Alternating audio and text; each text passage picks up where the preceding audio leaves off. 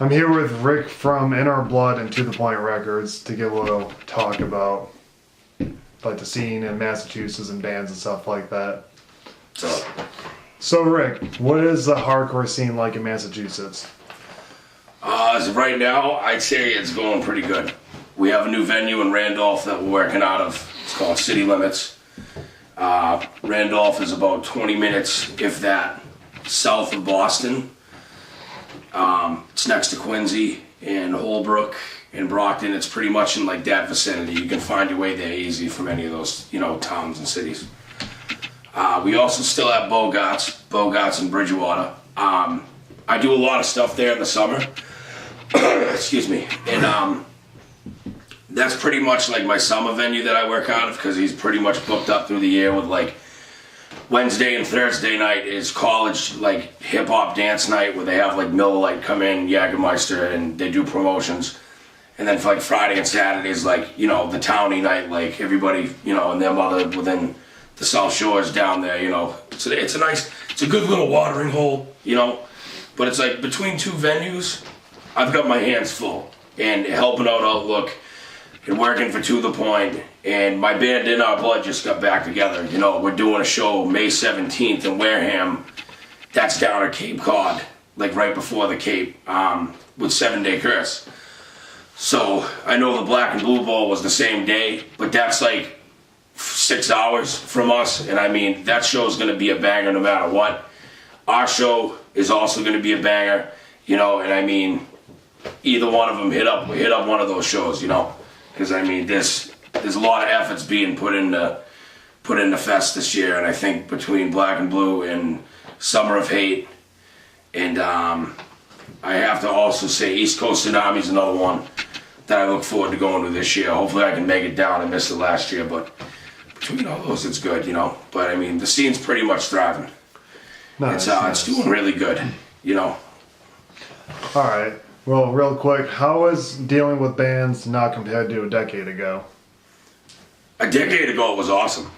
You make phone calls, you'd flyer, you'd hand out flyers in like Newbury Comics. There was this place called Rock Pile in my town. Before that, it was Spinners. And, they pretty much, you go in there, you pick up flyers in any record stores or whatever. There'd be a number on some of them where you can contact people, like share bands, be able to pick up demos at shows, get a hold of people that way. A lot of emailing, a lot of like AOL, like instant messenger shit.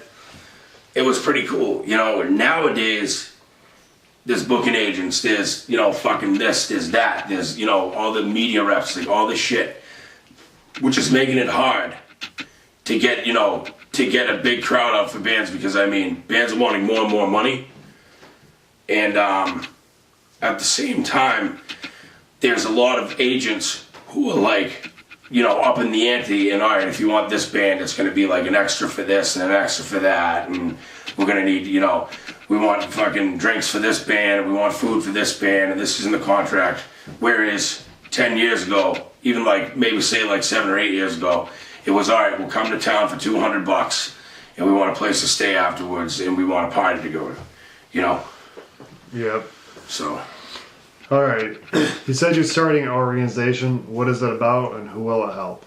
My organization's, it's pretty much stuff to teach people about mental illness, like whether it be bipolar, ADHD, obsessive compulsive disorder, help people understand the effects somebody's going to live with, how people live with the disease.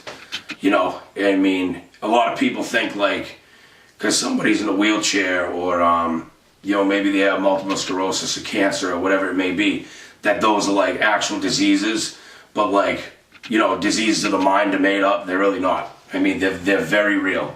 And I honestly want to put the stigma away of mental illness, because having bipolar and OCD and ADHD myself, I mean, on top of like, mood swings and stuff, it's very, very hard.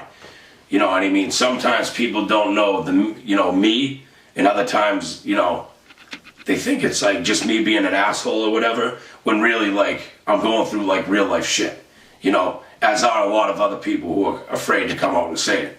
So I'm trying to help those people out you know, by erasing the stigma that surrounds, like, you know, mental illness. Nice. So it should be good. I'm looking forward to doing it. You know, it should be up and running by like mid 2015. I'll have a website, and I'll have everything set up, and pamphlets and, you know, brochures and stuff.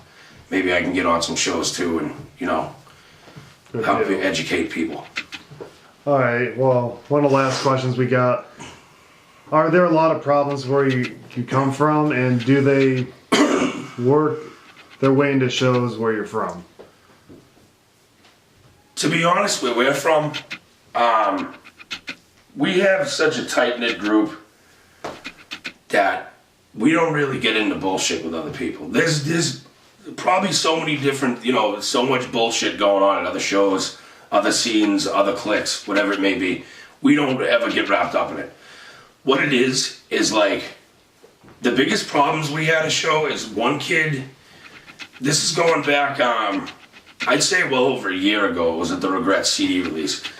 A kid I used to go to shows in Brockton took his shoe off and he whipped it at a girl's head.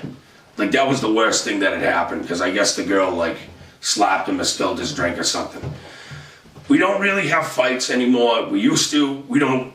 Nobody gives a fuck about it, you know? I mean, there's a lot of mosh violence and stuff, but we normally don't have, like, drama surrounding us. We got no time for it, you know? We don't give a fuck about it. We're there to party, we're there to see bands, we're there to support bands, we're there to tell bands, like, you know, when you come through Massachusetts, go through us, because we're going to take care of you, you know, either way.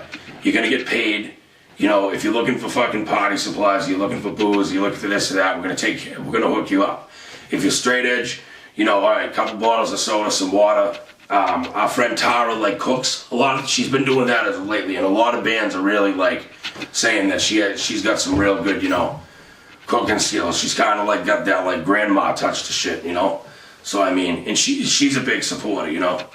But we have a lot of bands like Forever Vendetta, Monsignor Meth. Forever Vendetta's from Massachusetts, Monsignor Meth's from Rhode Island. We have you know, Rat Trap from, like, up north. Before I had Wings from Western Mass. You know, there's just all these, like, this shitload of band. Red Eagles Meltdown. You know, everybody pretty much, like, all gets along. Everybody all plays on each other's shows, supports each other, you know. And I mean, that's what it's all about. It's all about, you know, you're making a connection and supporting each other, and fuck everything else. That's all that really matters. Good You know? deal. Good vibes, good times. Sounds like fun. Yeah. Well, I can't think of any other questions to really ask. I know it was a short interview, but Yeah. we got to the point.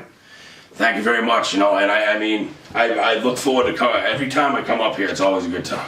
Good I deal. always like my times, you know, whether it's upstate New York City, fucking, you know, New Jersey. Another thing, Toxic Fest is coming up.